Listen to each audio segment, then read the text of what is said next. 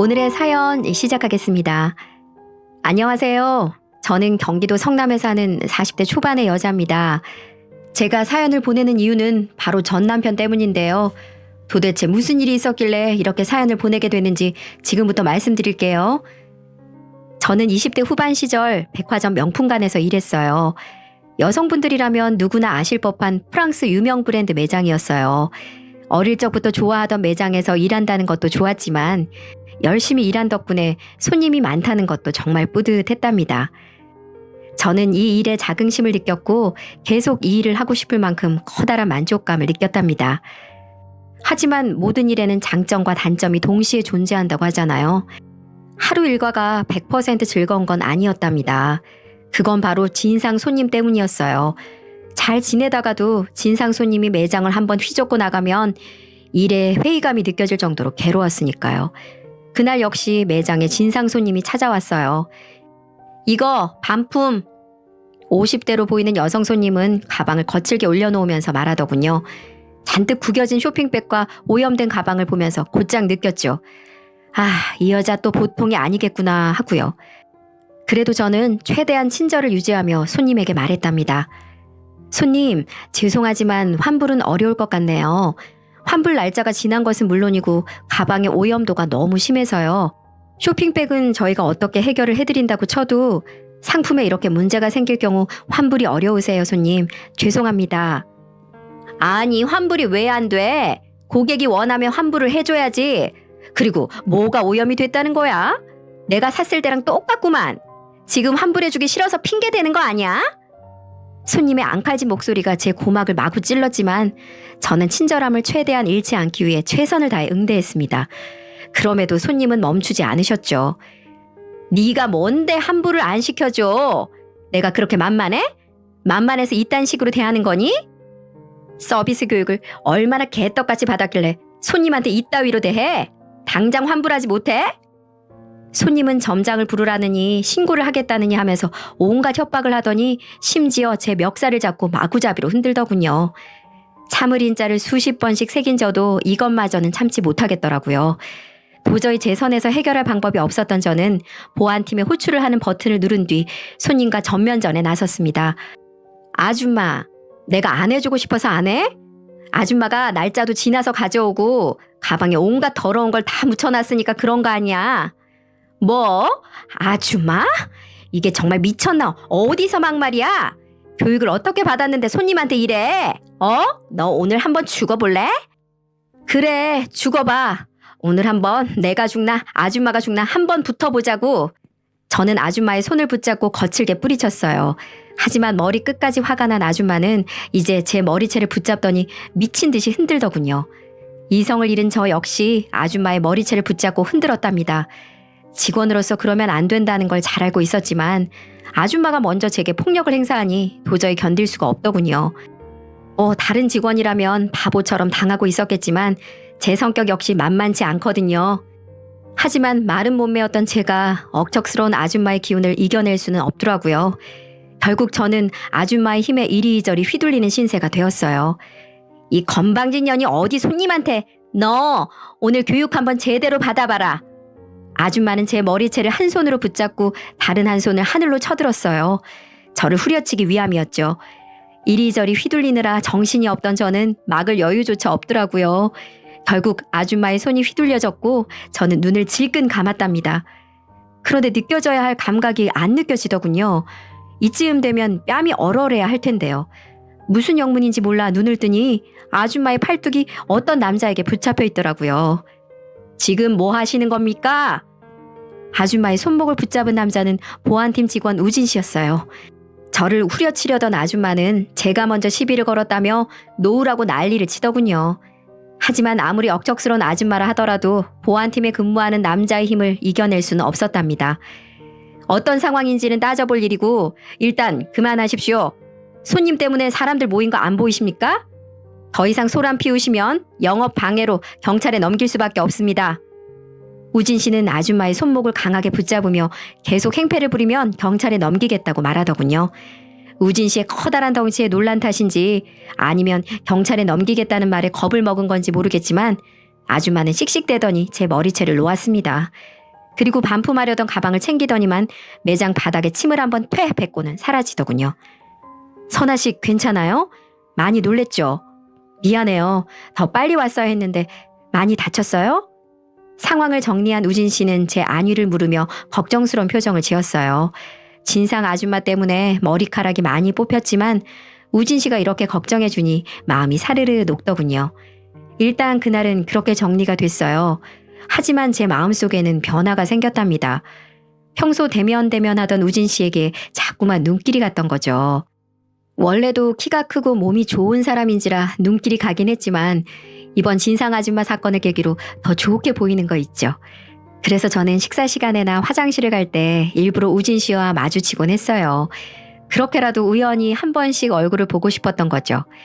다행히 우진 씨도 저에게 반갑게 인사해 주더군요. 저도 나름 키도 크고 빠지지 않는 미모를 지니고 있었거든요. 저는 매일매일 우진 씨를 상상하며 행복한 나날들을 보냈답니다. 그러던 어느 날 혼자만 좋아하는 감정을 더 이상 참을 수 없다는 감정이 들더군요. 그래서 한번 대시해보기로 결심했어요. 말하기는 좀 쑥스러웠던 저는 식사 대접 한번 하고 싶다며 연락처와 함께 우진 씨에게 건넸습니다. 그렇게 퇴근 시간쯤에서 문자 한 통이 오더군요. 혹시 꼼장어 좋아해요? 요 앞에 잘하는 집 있는데 거기서 소주 한 잔 어때요? 문자를 확인한 저는 뜰 듯이 기뻤답니다. 일단 저를 거절하지 않은 거잖아요. 퇴근한 저는 우진 씨와 만났습니다. 사복을 입은 우진 씨는 더 멋지더군요. 저희는 그렇게 포장마차에 가서 꼼장어와 소주를 마셨어요. 포장마차나 꼼장어를 딱히 좋아하는 편은 아니었는데도 우진 씨와 함께하니 다 좋게 느껴지더군요. 심지어 대화를 나누다 보니까 우진 씨가 생각보다 더 괜찮은 마인드를 가진 사람이라는 걸 알게 되었죠. 호감이 점점 더 깊어진 저는 술 기운을 빌어 우진 씨에게 고백했어요. 우진 씨, 저 우진 씨 좋아해요. 처음 봤을 때부터 좋게 봤었는데 그때 그 아줌마 사건 처리해 줬을 때부터 계속 좋아했어요. 우진 씨는 저 어때요? 나쁘지 않으면 혹시 만나볼래요? 저는 용기를 내서 고백했답니다. 매번 고백만 받다가 처음으로 고백을 하니 엄청나게 떨리더군요. 그래서 저는 새빨개진 얼굴을 푹 숙이고 있었어요. 그 순간 우진 씨가 제 손을 잡더군요. 놀란 저는 고개를 들었어요. 그런 제게 우진 씨가 온화한 미소를 지으며 말하더군요.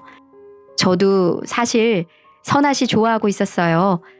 당연히 남자친구 있을까봐 대시도 못했는데 이렇게 먼저 고백해줘서 고마워요. 우리 사귀어요, 선아 씨. 와, 정말 기적 같았어요. 제가 좋아하는 사람이 저를 좋아하고 있었다니요. 아무튼 그렇게 저와 우진 씨는 연인이 되었어요. 지금껏 꽤 많은 남자친구를 사귀어봤지만 이번만큼 행복한 연애는 없었어요. 2살 연상인 우진 씨는 어른스러움과 동시에 순수했고 남자다움과 동시에 자상했지요. 심지어 커다란 키에 훈훈한 외모까지 지니고 있어서 보기만 해도 행복했으니까요. 그렇게 7년의 연애 후 저희는 드디어 결혼을 하게 되었습니다. 그렇게 1년간의 신혼생활을 즐긴 후 저희에게 아이가 찾아왔어요. 그와 동시에 저는 퇴사를 했고요. 대부분 그렇겠지만 임신 과정이 참 힘들더군요. 아무래도 제가 168이라는 큰 키에 50대 초반이라는 몸무게를 가지고 있어서 그런지는 모르겠지만 배가 불러오면 불러올수록 몸을 가누기가 힘들더군요. 그러다 보니 화장도 안 하게 되고 편한 옷만 추구하게 되고 심지어 부끄럽지만 잘 씻지도 않게 되더군요. 문제는 거기에서 발생했답니다. 당신 진짜 너무한 거 아니야? 아무리 임신했다고 쳐도 기본적인 건 해야지. 화장은 안 한다고 쳐도 이는 좀 닦아야 하는 거 아니야? 해도 정도가 있지. 당신은 거울도 안 봐? 다정했던 남편은 점점 게을러지는 저를 향해 소리를 질렀어요.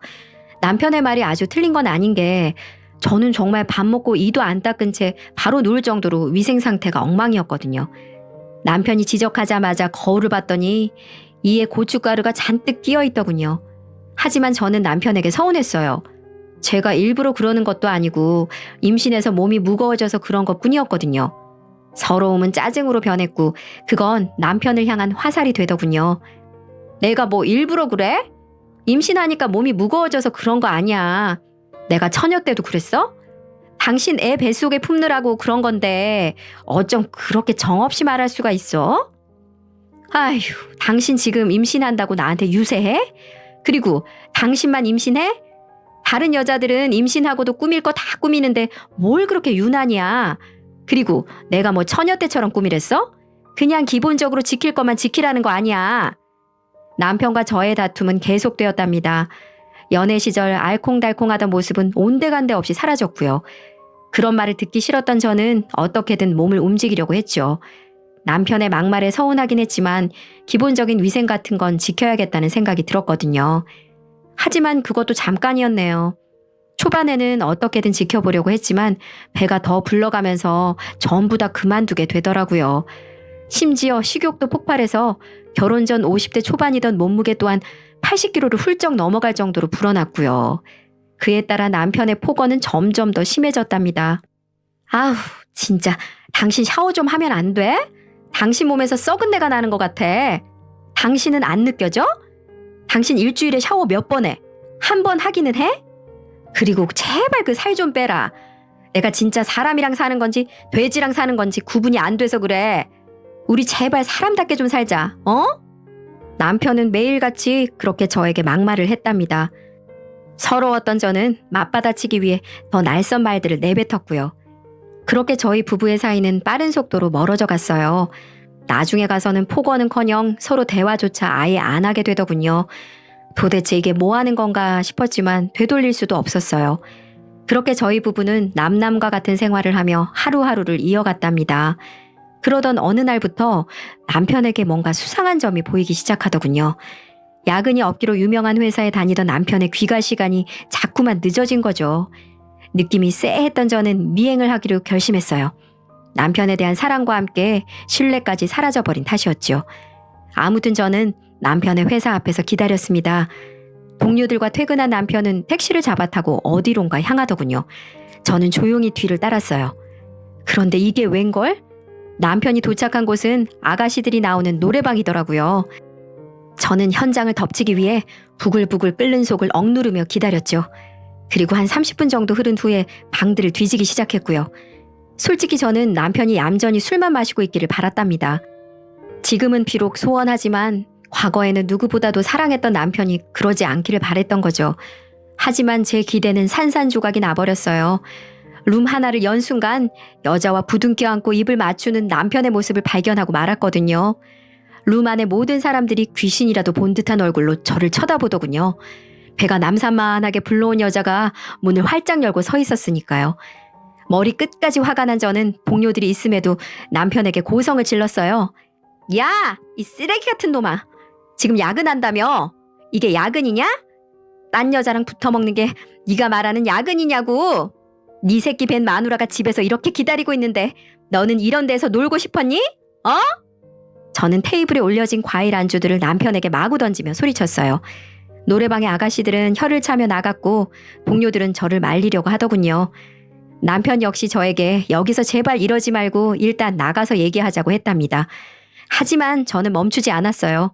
그동안의 서름까지 전부 폭발했거든요. 내가 저 여자들보다 뭐가 모자란데?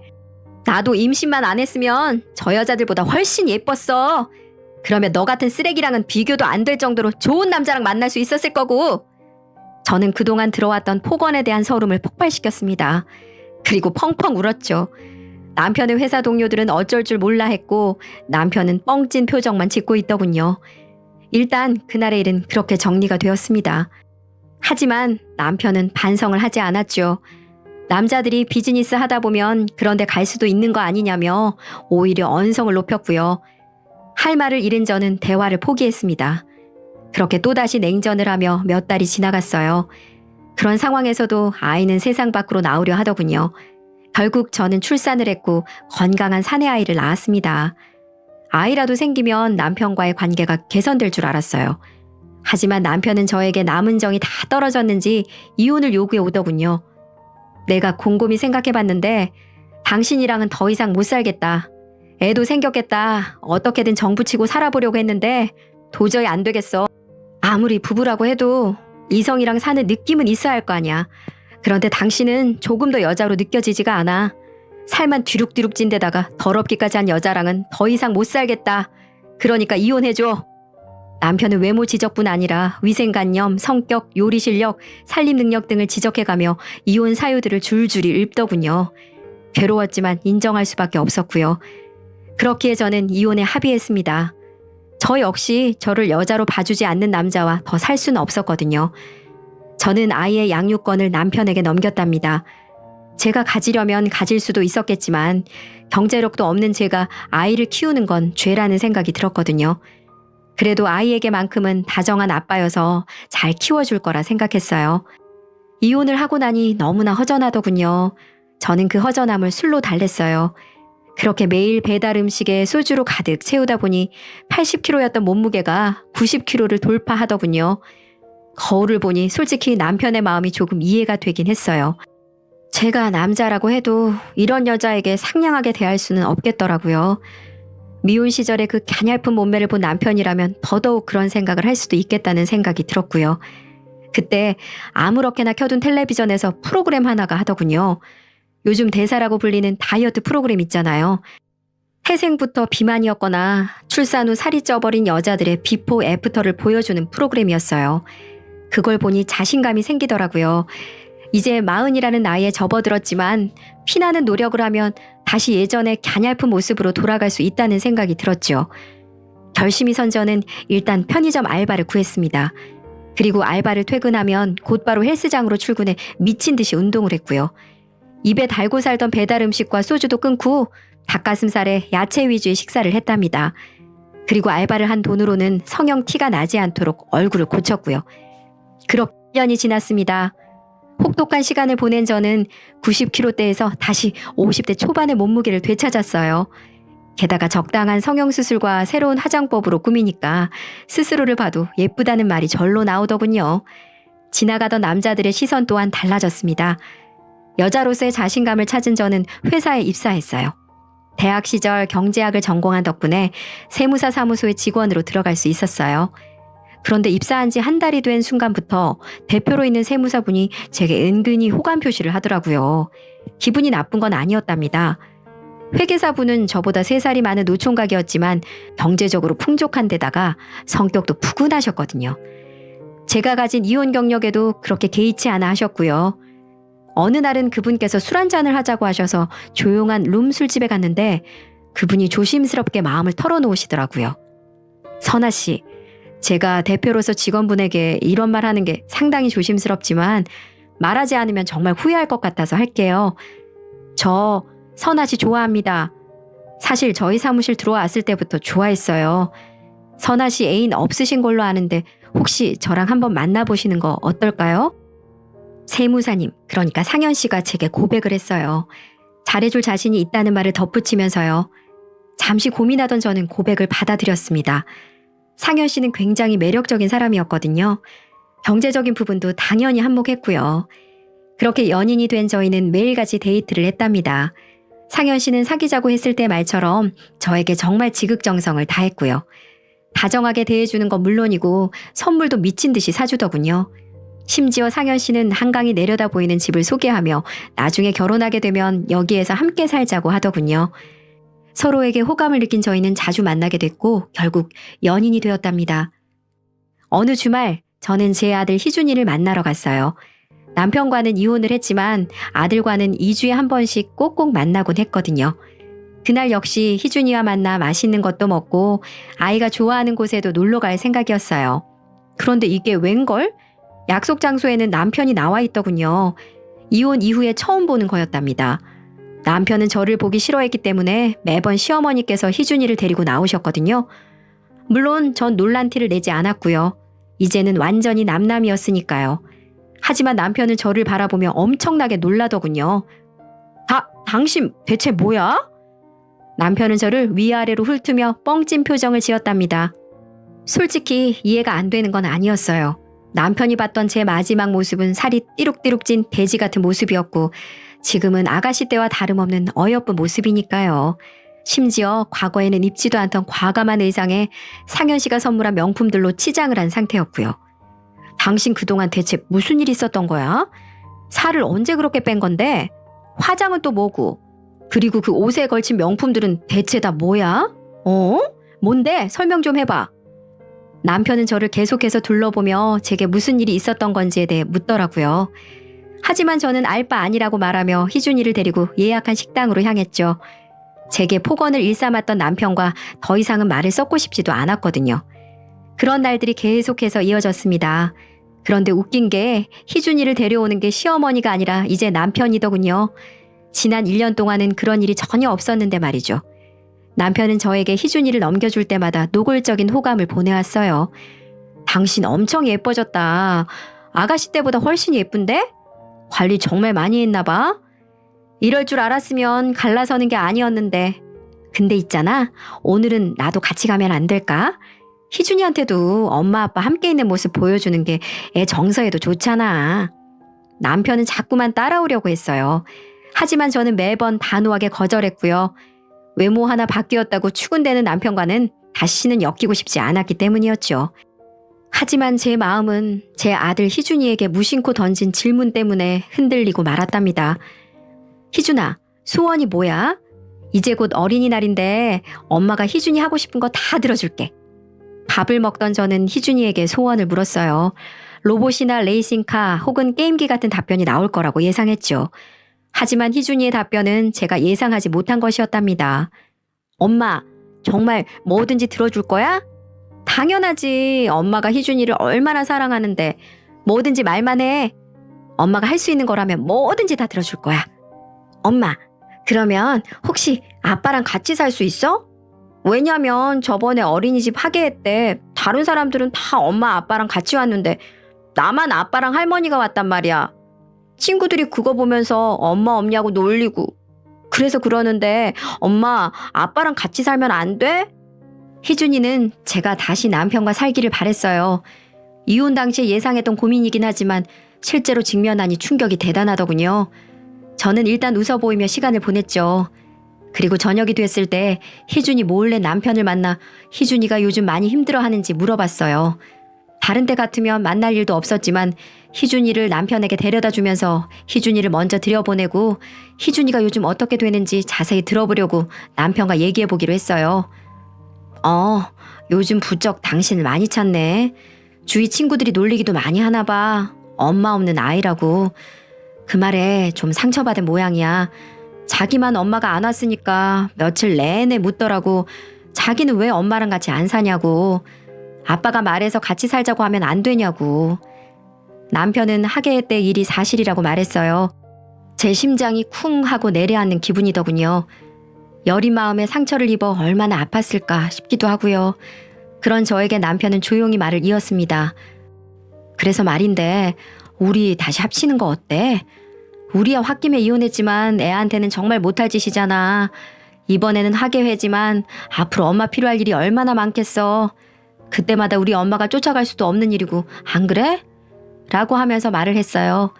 전 그래서 우리 아이가 많이 엄마가 그리웠구나 라고 생각을 하고 있었는데 그때 사건이 벌어지고 말았습니다. 지금 생각해도 손이 부들부들 떨리네요. 그때 우리는 혹시 아는 사람이라도 볼까봐 한적한 대로가 남편 차 안에서 이야기를 하고 있었는데 갑자기 남편이 다른 얘기도 아니고 자식에 대해서 고민하고 있으면서도 제게 달려드는 거예요. 제게 강제로 키스를 하려고 하고 절 안으려고 하는 겁니다. 전 남편의 행동에 충격받을 수밖에 없었죠.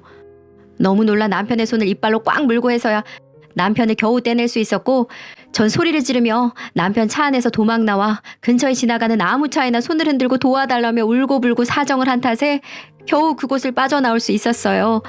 전 아무리 욕정에 눈이 먼 짐승이라지만 저와 이미 이혼을 한 상태고 자식에 대해 이야기하면서 그런 짓을 할 수가 있는지 애초부터 그 남편 차에 타는 게 아니었는데 제 불찰이고 다 제 탓인 것만 같았어요. 내가 너무 아이 때문에 경계를 늦춘 탓인 건 아닌지 너무 놀라서 흐르는 눈물을 주체할 수 없었습니다. 전 곧장 남편을 용서할 수가 없어서 경찰에 신고를 했어요. 제 신고를 받은 경찰은 남편 차 안에 있는 블랙박스에서 제가 말했던 증거들을 찾아내 사건을 넘겼습니다. 그 덕분에 남편은 교도소까진 가지 않았지만 집행유예에 벌금을 선고받았다고 했어요. 전 처음에는 왜 제게 그런 악마 같은 짓을 저질렀는데 감옥에 가지 않았는지 속상했지만 우리나라 법은 성추행 가지고는 감옥에 들어갈 수 있는 경우가 거의 드물다고 하더군요. 뭔 이런 먹 같은 법이 있을까요? 그렇게 그날 사건에 대해 결과는 마무리되었네요. 그날 이후 전 법원에 아들에 대해 친자 소송을 했어요. 남편이 제게 했던 증거들과 집행유예 당한 일들을 같이 제출해 도저히 이런 쓰레기 같은 집안의 아이를 맡기면 제 아이가 큰 고통을 받을 수 있다면서 나중에 아이 미래를 위해서라도 제가 키울 수 있게 거기에서 제발 나오게 해달라고 판사님에게 간곡히 항변했어요. 그렇게 몇 개월이 지난 뒤 감사하게도 친권과 양육권을 제가 가지고 올 수 있었어요. 너무 눈물이 났습니다. 엄마의 사랑을 받지 못한 아이에게 이제라도 엄마 노릇을 할 수 있었으니까요. 우리 아이는 저를 보고 엄마, 이제 나 엄마랑 살아도 되는 거야? 이렇게 말하더니 하염없이 엉엉 울기 시작하더라고요. 이 못난 저 때문에 그동안 아이가 받았을 상처를 생각하면 가슴이 너무 아팠습니다. 그렇게 저와 아이는 행복하게 잘 살고 있어요. 성현 씨도 제 아이를 많이 예뻐해 준 덕분에 같이 놀러도 다니고 맛있는 것도 함께 먹으러 다니고 그렇게 행복한 시간을 보내고 있네요. 물론 성현 씨도 제게 잘해주고 듬직한 남자이기도 하지만 한 남자의 여자보다는 한 아이의 엄마로 더 멋지게 살아보려고 합니다. 앞으로 후회할 인생은 절대 살지 않으려고요. 제 긴 사연 들어주셔서 모두 감사합니다.